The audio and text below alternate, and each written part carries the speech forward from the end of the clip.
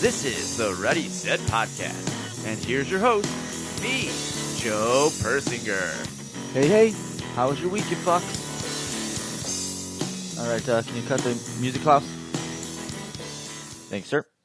Alright, we got another great show for you this week. We've got our Space Rocks update, and no, that's not some kind of hipster drug that the Bernie bros are pushing. The juice is loose, and we got another update.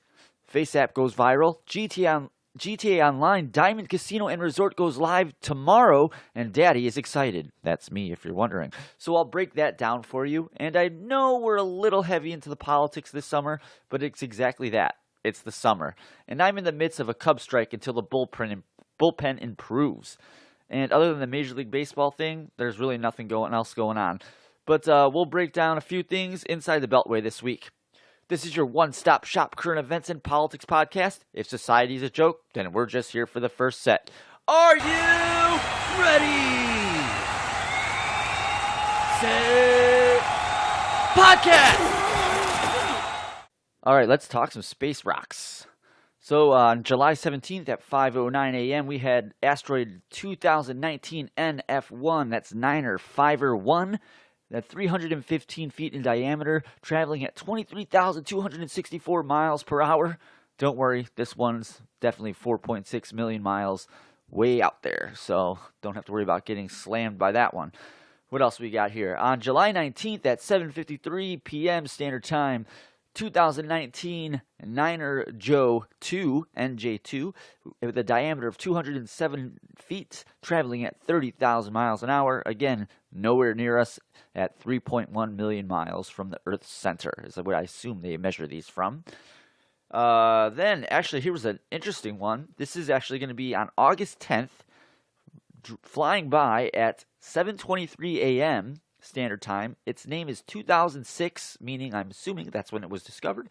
QQ23, 1,870 feet in diameter. That's a huge bitch! Traveling at 10,400 miles per hour. And don't worry, it's 4.6 million miles from the Earth's center. So that's probably not going to come anywhere near us anytime soon. This is actually known as a QQ23 is an N10, I hope I'm saying that right, A10s, ATENS asteroid, which means unlike other asteroids, A10s objects are those that orbit the sun and crosses Earth at 2 points, which gives it a higher probability to have direct collision with Earth. So in other words, this asteroid is the space version of the psycho hose beast of an ex-girlfriend that would drive around your block waiting for you to get home and then casually run you and your new side piece over. All right, well that's the asteroid update. That took a little dark turn. All right, here's my new favorite part of our update segment here. The juice is loose. The juice had something to say. Let's go ahead and play it, Klaus.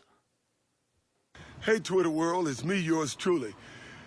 You know I've been away for a while, but I don't know what's going on with America. Today I was told that this individual, let's call him Person A, stated that he thought Person B should not have a right to public expression. What's interesting about that is Person B, years ago, helped fight for Person A's right for freedom of expression, public expression. And then I get home and I'm watching politics, and I see where this one party pushed a measure to the floor that they knew they couldn't pass, that would make them look divided, which they did. The other party looked like a team, like they were totally together. They all voted the same way. Maybe whoever pushed this is a double agent. I don't know. What's going on, America? Take care. All right, so for those that did not follow that, this is what I basically got what's going on. So Person A feels that Person B should not have the right to public expression. Person B helped Person A fight for his rights for freedom of public expression. So I did a little research here, and I think I figured out what the juice was alluding to. The day he posted that Twitter video, the impeachment vote was about finished around 5:30 p.m. Eastern, and he posted this about 6:19 p.m. Eastern. Now, exactly who Person A and B is, well, that's still going to be a mystery, and I'm not going to dive that deep into it. But we know that Representative Al Green is the one who brought the article's impeachment to the floor, but whoever the juice was talking about, well, I guess he only knows that. Yeah. We're gonna move on here. So, I read a lot of horrendous stories about people in this country who abuse innocent dogs at a felonious level. It's disgusting, and I'm in the camp of prosecuting these people to the full extent of the law.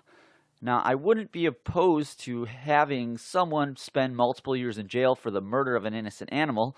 I would even equate that to killing a baby. There's both defenseless. They're both defenseless creatures, and in some cases, those dogs or cats are considered by their owners to be their own kids. And then there's the Chinese. They like to eat dogs. Not only that, they think the more the dog suffers, the better the meat is gonna taste. Fucking commies. I wish I was joking here, folks. I really do. And these fucks want to lead the world? Give me a break. But if those communist fucks want to eat dog, that's their business. They're their own country and America's #1 adversary. Let them eat dogs, let them lose the moral high ground. And then there's the ROK, or the Republic of Korea. Maybe we should let North Korea and China take over these crazy Korean fucks. I mean, who eats dogs? These 6 fucks, that's who. Take the airbase out of Osan and tell their liberal jerk-off president that he and his parliament is on his own. Send a CIA asset into the DPRK, casually place a file showing the ROK's weakness in their military forces, remove the troops, and let the Chinese and the North Koreans do the rest. Defending your rights to eat dogs. That's what this is about. There was a protest protesting the people who don't want them to eat dogs. I really hope that makes sense. I mean, maybe war crimes aren't the answer here. Just do me a favor, you Korean fucks, and stay on your shady continent under your shadow of a shady communist government. Trump is right. Pay us for your protection, because I'm sick and tired of subsidizing your defense so you can shit on poor people. Look up the Korean airline, and if you don't believe me, look up this Korean airline executive who forced the flight back to the gate so you fucks can eat a dog. Now, just to warn you guys, I wrote that at 5 in the morning, so if that didn't make any sense. That's probably why. All right, plowing ahead. So we got a Florida man story here, and this will be quick. This guy basically says 25-year-old Jalen Alexander attempted to carjack the victim on Tuesday in Orlando before he realized he couldn't drive a manual transition car, stealing another vehicle and fleeing. Well, I'm sure that guy's going to be spending some time in prison. Plowing ahead. So around this time last week, that Face app was blowing up on Facebook. And for those that have been aging themselves with this new viral app, privacy concerns await. Owned by Russian startup Wireless Lab, the software uses AI to alter selfies uploaded by its users and allows the company to store them for commercial use, and it kind of raises questions in how the app stores the data. The company's terms of service grants the company perpetual, irrevocable, non-exclusive, royalty-free, worldwide, fully paid, transferable, sub-licensable license to use. What the hell? So in other words, if you give them the access to your photos, you don't own them anymore. That's basically what that says in short. You basically pissed away your right to your own very likeness. Sounds fair? No, it doesn't. The company claims it has no malicious intent here. But for those concerned about this whole Russia, if I was you guys, I'd probably delete this thing off your phone, which as the week went by, I started noticing people doing so. It's so concerning that the Democrat National Committee has instructed all of its candidates running for office to delete the app immediately. Yeesh. We got Russia coming at us from all angles. I think the Russians' Internet Research Agency has something to do with another viral thing going on this week, but we're going to talk about that later. Read the terms of service, you fucks. Otherwise, you might unwittingly help Trump get reelected again. All right, so now we're going to move on to something that I am very, very looking forward to. So tomorrow, July 23rd, the Diamond Casino and Resort goes live on GTA Online. Wow! Slot machines, horse track, betting, off-site betting, I should say, custom penthouses, VIP memberships, and more. Wow! This is the first GTA game since San Andreas to incorporate gambling into the game, let alone online. Me, personally, I've been waiting for this since I drove past the casino 6 years ago in my brand new stolen blackened furnace.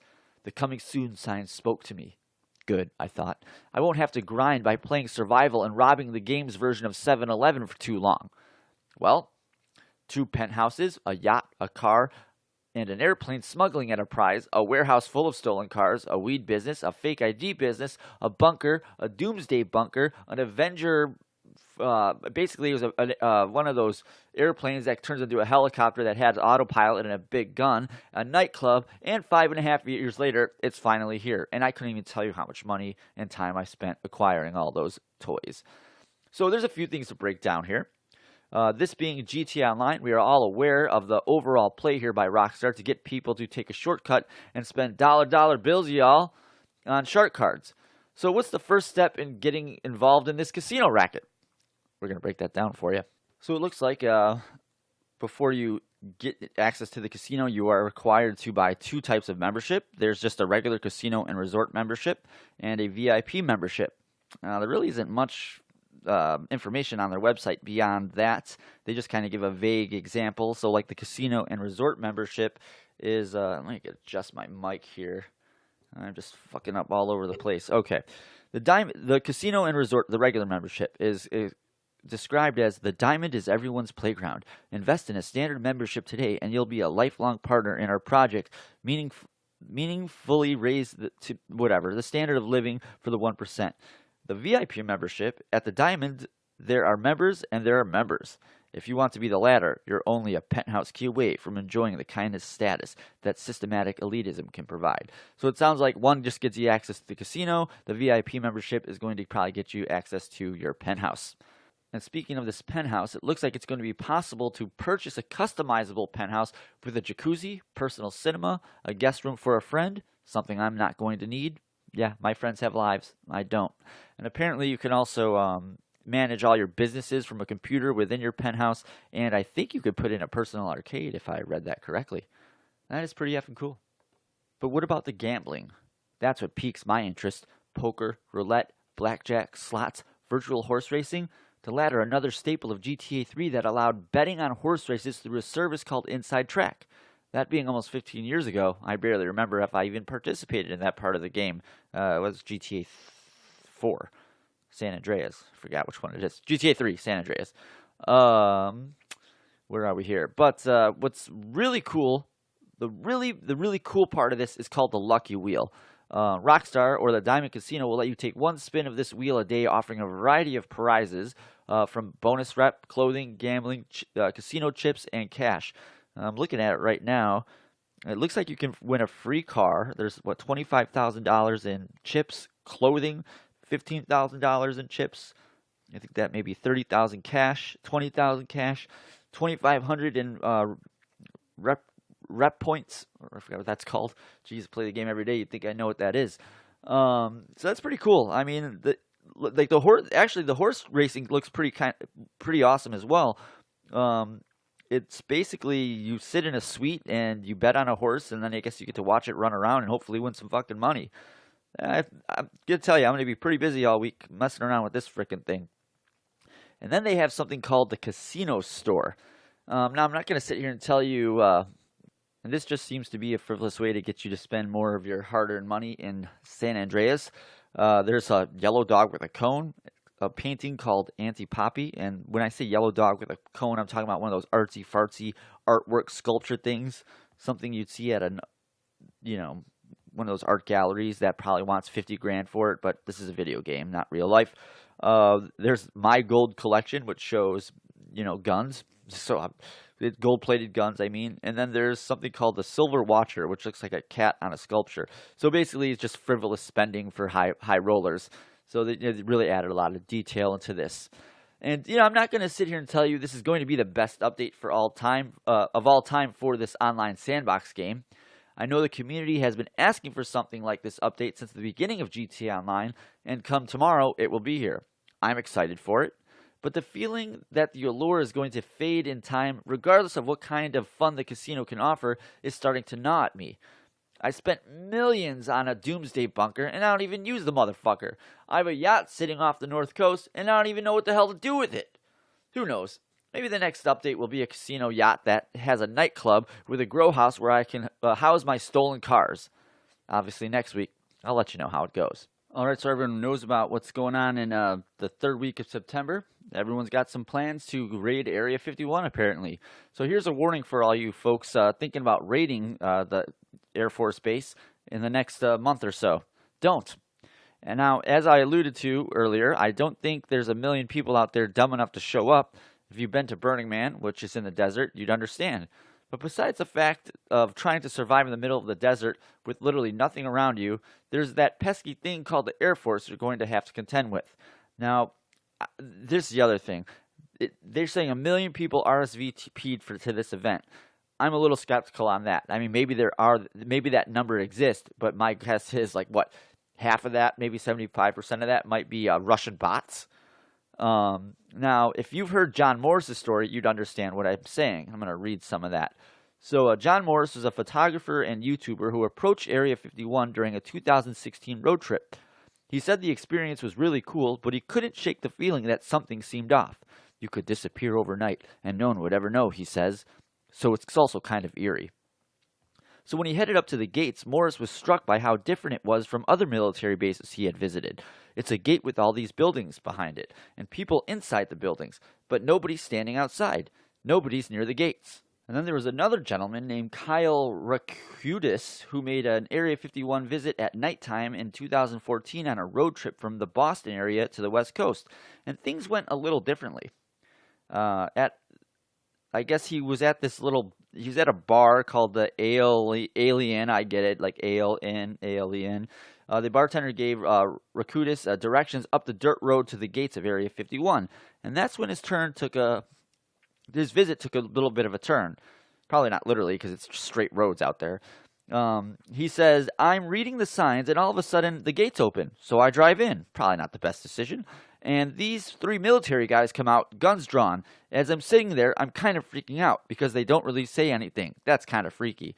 You pull up, 3 guys come out, pull their guns on you, and according to Rakudis, they just say, check him out, and they start searching my vehicle immediately.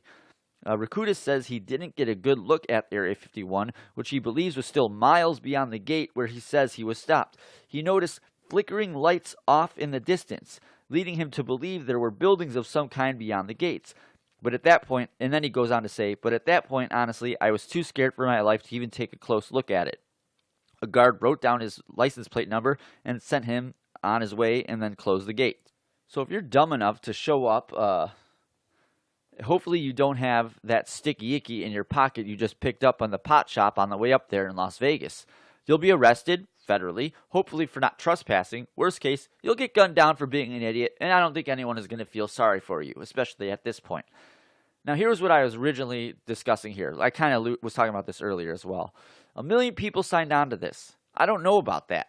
Maybe a large percentage have. I mean, this generation that eats Tide Pods, licks ice cream, and then puts it back on the shelf and has lived its entire existence staring into a touchscreen phone or tablet. But if I had to gamble on this, and you could do some kind of autopsy report on these people clicking on the I'm going button, how many of those Russian bots? 50, 60%, like I said? Who knows?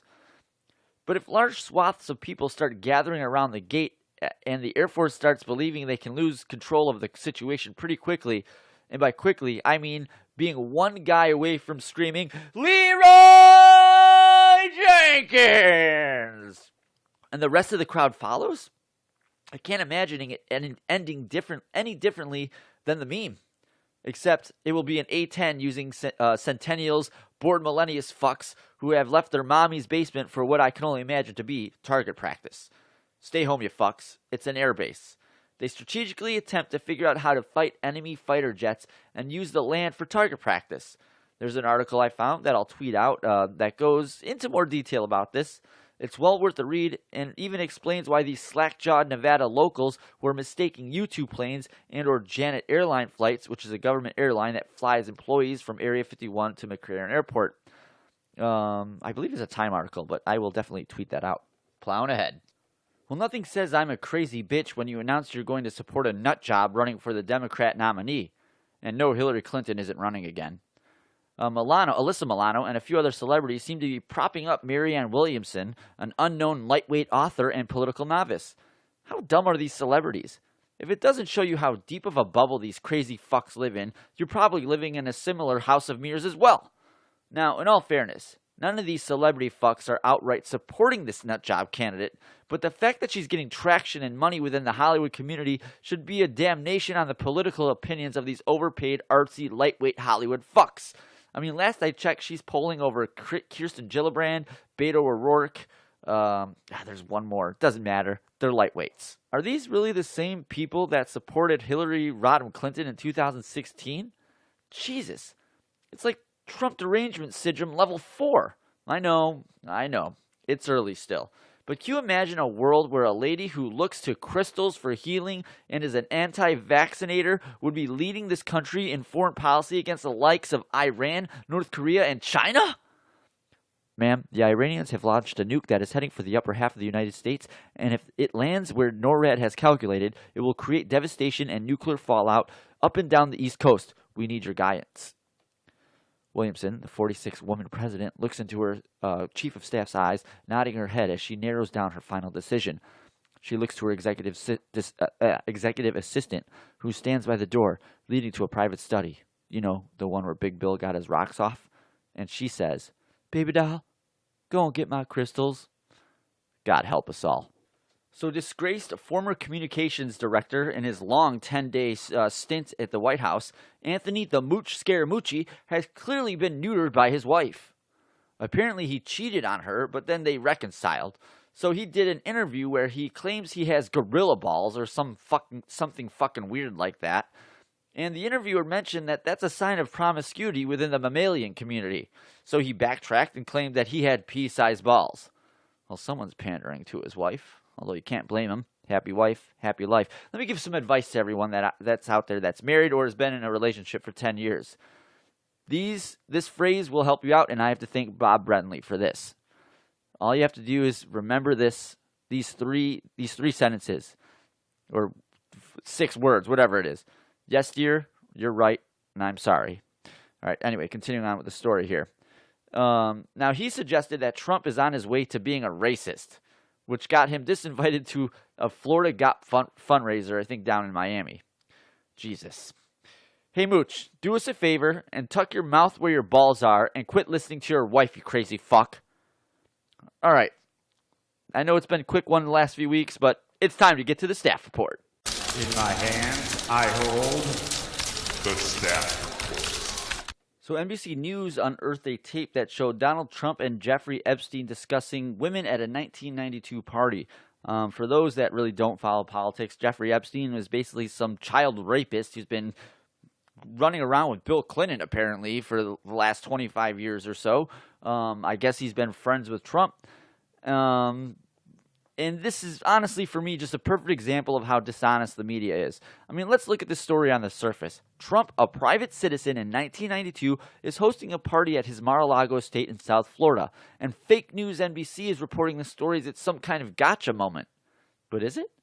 Now, I could probably understand the reason for the fake news corporate media establishment would feel it's necessary to report on this story weeks after the narrative has been in the news.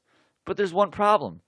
The 42nd president of the United States has had this cloud hanging over his head for years.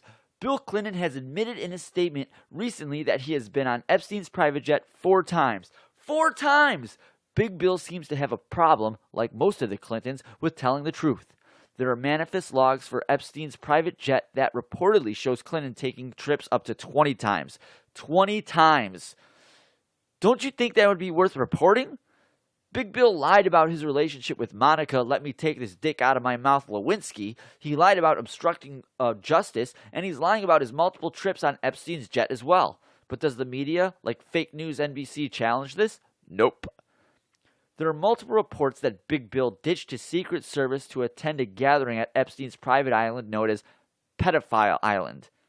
Does the media, like fake news NBC, challenge this? Nope. Or what about the fact that Epstein is a Democrat donor who has made some major donations to high-profile Democrats like Chuck the Faux Jew Schumer, who, by the way, didn't return the money, instead donating it to a maligned women's charity, attempting to score political points with his base. Hey, Chuck, you're not fooling anyone. Quit politicizing and spinning your crooked ways. I can't stress enough how long this Epstein thing has been out there. So Chuck and other Democrats who received donations from Epstein knew how smelly and dirty that money was when they took it.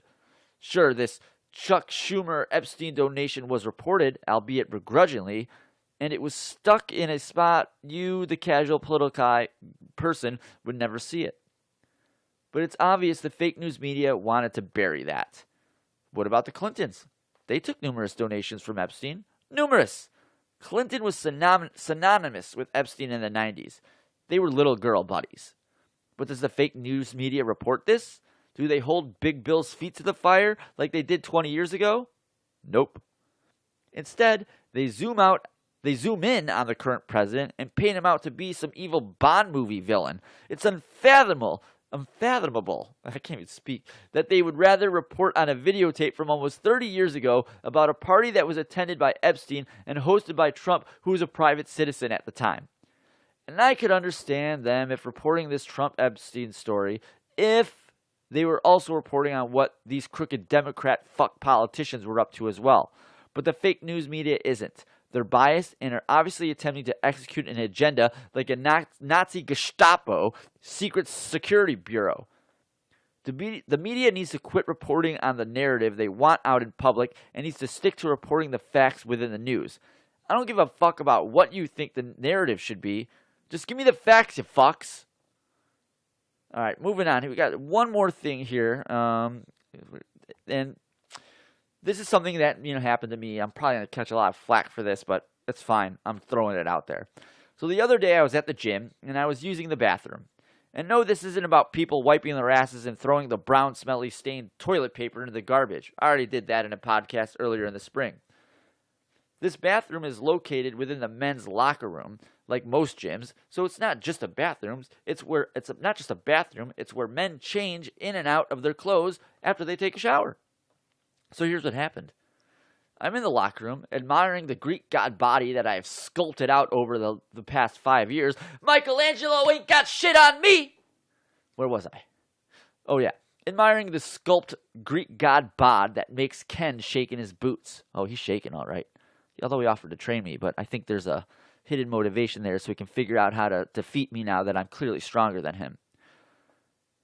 So as I think to myself, wow, look at these abs, I hear the sound of this high treble cackle laugh billowing through the small twisting foyer that connects the gym to the locker room. And then it happens. In walks what is obviously a woman using the men's bathroom. Huh? What?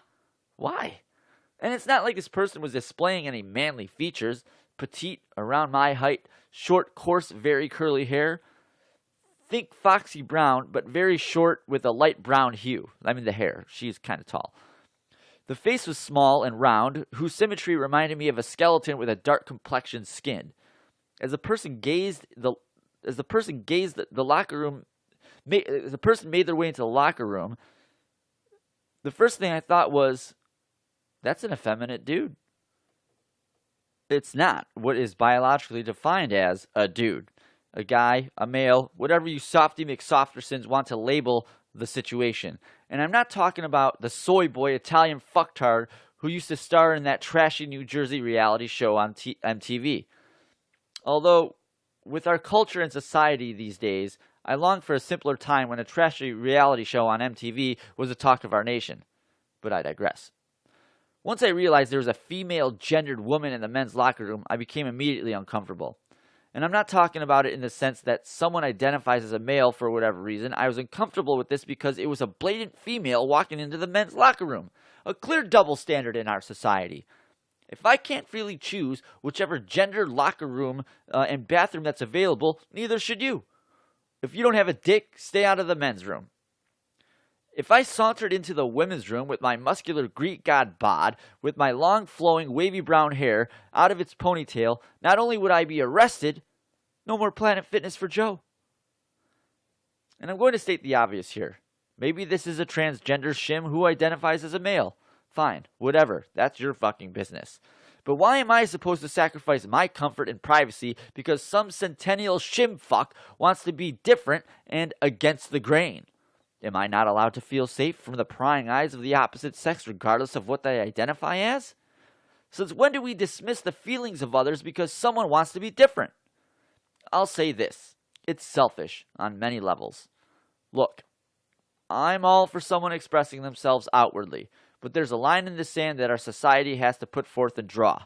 And yes, I'm all for people challenging the establishment, government oversight, tyrants, kings, etc. But that's not what's going on here. If you're a female identifying as a male and using the opposite bathroom than what your birth certificate states, you're engaging in a selfish act. If you're in a public place, you need to be respectful and responsible of other people and their feelings. I mean, isn't that how you would want them to treat you? And when a person like this throws that out the window, this is where society begins to fracture. Just use the women's rooms or the family bathrooms, if there is one. And quit flexing, you fuck. And if there isn't, protest the business. But don't sacrifice the persons around you for your own benefit of flexing. Now, I'm willing to meet these transgender types halfway. I know I probably sound like some evil Republican, but this isn't about political tribal warfare. How do we meet in the middle? Easy. As I alluded to earlier, if you have no twig and berries, yeah, baby, your entry shall be denied. But if a person is willing to go through the process of a sex change, and from what I understand, giving them a penis or a vag, then sure, go ahead and use whatever bathroom you identify with. I don't care. Oblivion is bliss. But if you're going to dip your toe in the water, then in my opinion, you're just being obnoxiously selfish, and you're clearly just flexing. All right, that's a staff report. We're trying to get a feel for how people spend their day. The staff reports. All right, that's going to do it for us this week. Thanks for listening, everyone. Just a quick reminder to subscribe to the podcast on Mixcloud, Spreaker, or Apple Podcasts. Or if you're listening to this on YouTube, please hit the notification bell, and please share this podcast with your friends. Rate us on Apple Podcasts, and leave a review. Like I said, if you like what you hear, share it on social media. This is your one-stop shop current events and political podcast. If society's a joke, then we're just here for the first set. We'll see you next week, you fucks. Thanks for listening to the Ready, Set Podcast. Check us out next week, and don't forget to follow us on Twitter and look for us on our YouTube channel, Ready, Set Podcast.